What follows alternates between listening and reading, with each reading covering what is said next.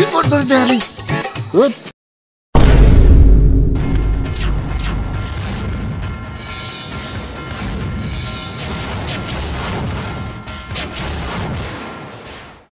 দিলি তো তুই আমার শার্টটা নোংরা করে। আমি আমি ধরছি বলে তোর শার্টটা নোংরা হয়ে গেছে। এই কি তোর বন্ধুতা? তুই সারাদিন খেতে ঘামের কাজ করে এসে এই ময়লা হাত দিয়ে আমাকে ধরবি আর আমার জামা কাপড় নষ্ট হবে না?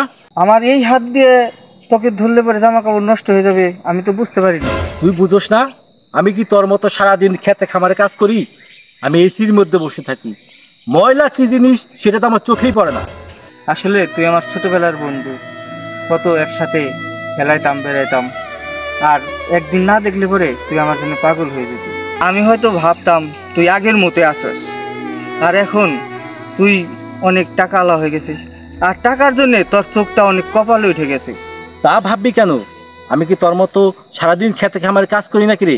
তুই জানিস শহরে আমার 4টা বাড়ি, 4টা গাড়ি, আর আমি যদি তোর মতো এই গ্রামে পড়ে থাকতাম না তাহলে আজ আমাকেও তোর মতো খেতে খামারে কাজ করতে হতো। তুই যে শহরে থেকে গ্রামকে আর গ্রামের মানুষকে অবহেলা করছিস। আমরা যদি এই গ্রামের ফসল ভালো না ফলাতাম, তোরা ওই শহরে বসে এসির মধ্যে বসে দুটো ভাত খেতে পারতি না, আর সেই গ্রামকে তোরা অবহেলা করছিস। কি বলতে চাইছিস তুই? বলতে তো চাই অনেক কিছু। আমরা কৃষকরা আছি বলেই তোরা বেঁচে আছিস, তোরা এসির মধ্যে বসে আছিস, আর আমরা যদি না থাকতাম তাহলে তোরা ওই এসির মধ্যে বেঁচে থাকতি না। আমার শরীরে ঘামের গন্ধ, আর তুই আমাকে বন্ধু হিসাবে পরিচয় দিতে অনেক লজ্জা পায়। তুই যে এত বড় হয়েছিস, আর এদের পিছনে কিন্তু আমার অবদান আছে, সেটা কি ভুলে গেছিস? এক, তুই কিন্তু পুরানো প্রসঙ্গ টেনে আনতে চাইছিস। অতীতকে মনে করে আর কোনো লাভ আছে? আমি অতীতকে টেনে আনতে চাইনি, তুই আনতে বাধ্য করেছিস। মনে পড়ে তোদের অবস্থা কিন্তু আমাদের চেয়ে অনেকটা খারাপ ছিল। তুই দরিদ্র ঘরের ছেলে ছিলি। তুই এমন একদিন ছিল একটা টাকাও পকেটে করে আনতে পারতি না টিফিন খাওয়ার জন্য স্কুলে।